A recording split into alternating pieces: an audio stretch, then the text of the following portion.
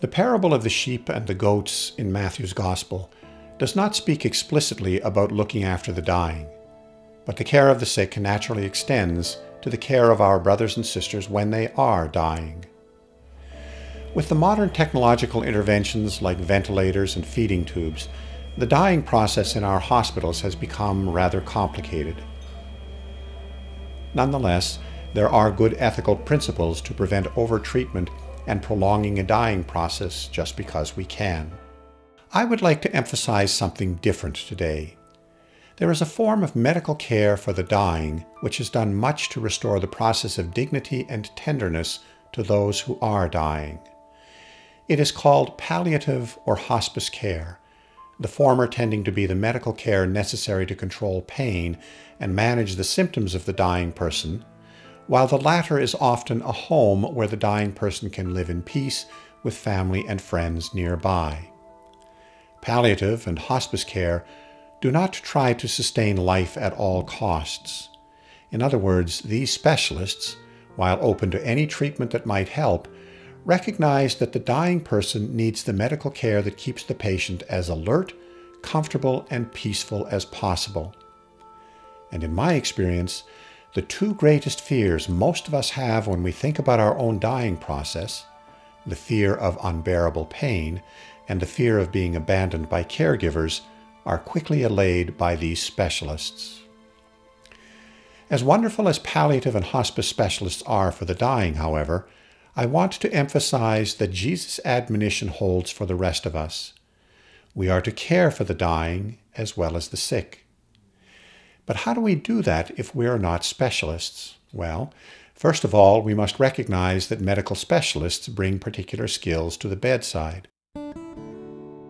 But anybody can bring their common humanity into the life of another.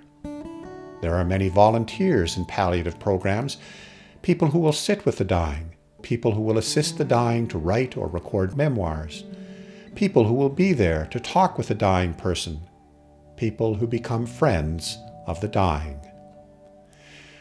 Not everybody is cut out for such encounters, but many people I have spoken to tell me that it is one of the most fulfilling things that they have ever done, that this place that looks like the ultimate defeat of human beings is really an astonishing place of humble affirmation of life.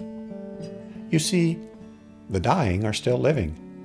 They often are able to share the stories of their lives, the wisdom of things they have learned over the decades, their own present experiences of facing death. They become our teachers, such that doctors, nurses, social workers, spiritual care providers, and volunteers often feel absolutely privileged to be able to share time with the dying. Now, don't get me wrong, the dying process is often a huge struggle, dealing with symptoms that change constantly, struggling with the spiritual reality of death, sorting out relationships with families, and just slowly deteriorating day by day, losing the abilities we all take for granted when we are healthy. Nonetheless, this time that looks only like loss is also a time to learn to do more with less, to grow in trust of God and other human beings, to learn how to accept care when perhaps one has been a strong caregiver up to now.